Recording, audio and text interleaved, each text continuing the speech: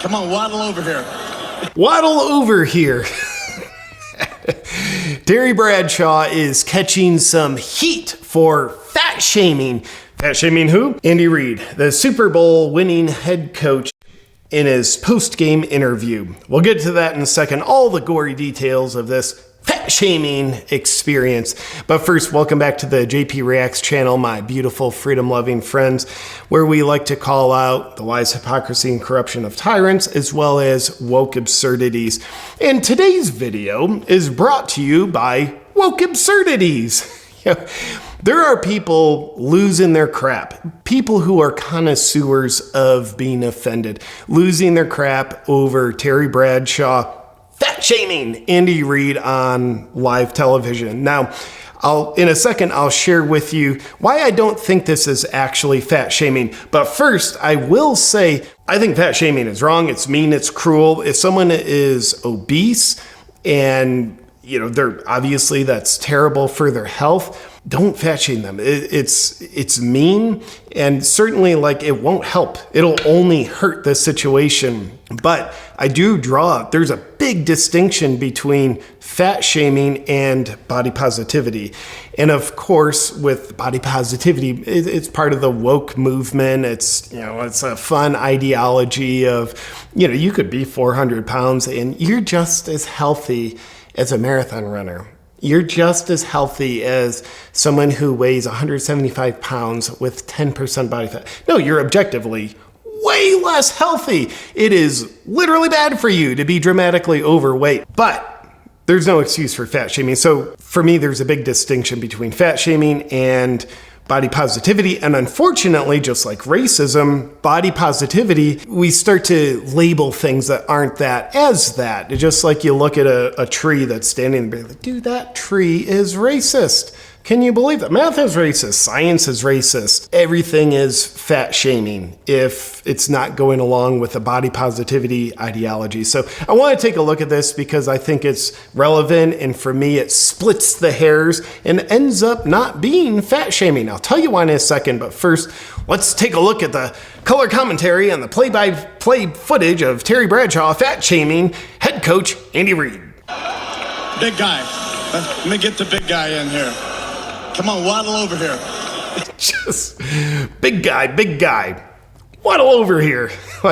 Don't hey, Andy, come over here. Or Andy, walk over here. Big guy, waddle over here. I want to congratulate you, and I know that you're getting up in years now like me, and I just know that. And now he's age shaming. What is it? Ageism? He's age shaming. You're getting up there in years. You just acknowledge the objective reality of my actual age. How dare you? So, I don't know, maybe we should accuse Terry Bradshaw of that. It's got to be a time that where all these Super Bowls, you got to say to yourself, time to ride off into the sunset. That's not going to happen, is it? No. I'm going to enjoy this one right here. I'm going to tell you, this is unbelievable.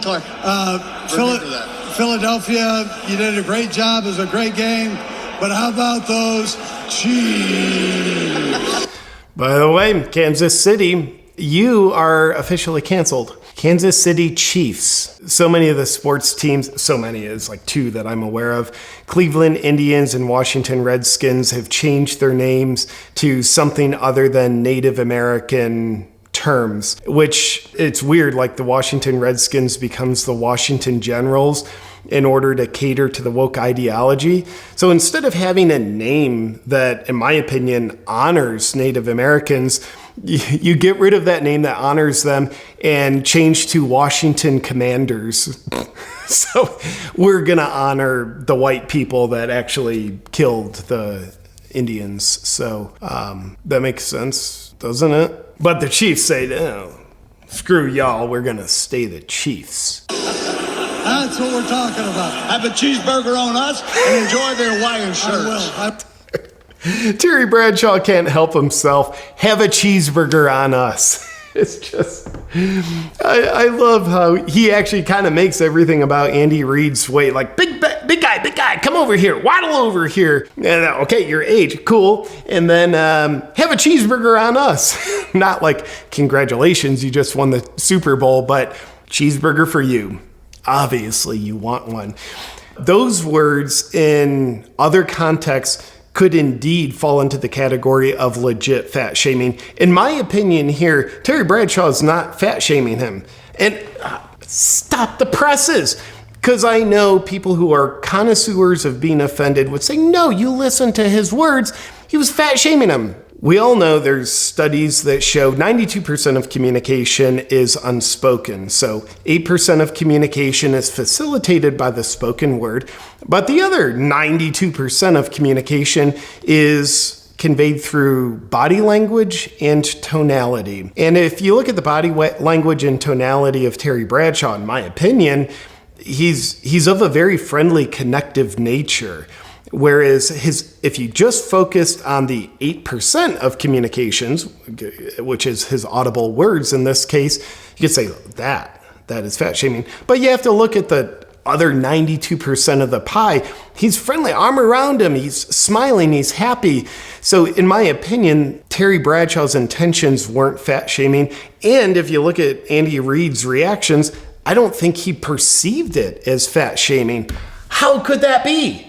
Well, consider this. Terry Bradshaw is a former football player, rough and tumble guy. Andy Reid is a head coach of a football team, rough and tumble guy. When you have two rough and tumble guys together, they don't speak this prim and proper British dialect like we're all at a tea party with like $200 cups with our pinkies out. No, rough and tumble guys talk to each other as such. That is very appropriate to talk in a rough and tumble way with someone else who is rough and tumble. Probably going to be a different story if you're talking to your grandmother, but this is two rough and tumble guys. So when you look at the words exchange with also the context of the body language and tonality, it's how they're communicating. In my opinion, instead of these words being fat shaming, they were connective. Now, I will say Terry Bradshaw, he probably could have had more tact. Like, bro, you're on national TV.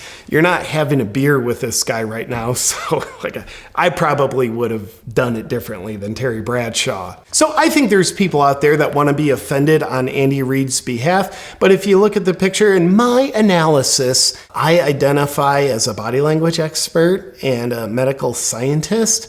So based on that expertise that I just made up, Andy Reid wasn't offended. If he was, I could imagine why he'd be offended, but I don't think he was offended. And if you recorded a conversation between me and any of my best buddies, it would sound horrendous. You'd think these two guys just hate each other. If you look at the words alone and took them out of the context of our body language, tonality, and also our relationship history, and realizing that we not only connect via humor, we also connect largely via like a rough and tumble, immature little boy language. It's not the only way we connect and communicate, but it's one of the ways. It's legitimate and it's okay. It can become a problem though if you start communicating with other people who are not of that same stature. The way I talk to my best friends, it's not the way I talk to my wife because I want to stay married. So with all the outrage out there about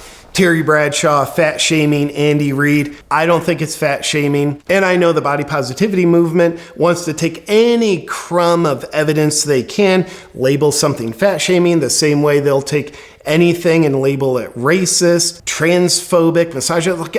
Do you see that tree out there? That tree's racist. 'Cause look at it. And did we talk about how math is racist? So I understand why the body positivity movement would want to make a big deal out of this. It was on national TV and they love smearing things. They love taking things out of context. But I think the reality is this is how two rough and tumble guys were communicating. It's on national television. Therefore, if you're woke and you have an ideology of body positivity, we need to behave like cancer and attack anything that we can imagine is offensive to us, then I understand why they're going to do that. But the reality is, it's just two guys communicating the way two guys communicate. Terry Bradshaw, next time, you could use a little more tact. But before you go, I do want to thank the sponsor of today's video, which contributes to health positivity. Cacao Bliss by Earth Echo Foods. What's up, my friends? I want to thank the awesome sponsor of today's video, Cacao Bliss by Earth Echo Foods. When I'm frolicking through beautiful green pastures of trees, I always love it when I come upon natural geysers of Cacao Bliss. Cacao Bliss has become a potent part of my health routine. Let me tell you why. 1, it tastes delicious and I'm not taste phobic. And 2, while it's tasting delicious, it's delivering potent amounts of superfoods, nutrients, and antioxidants to your body to help you feel better and function better. Now, a lot of times you have a no-win decision to make.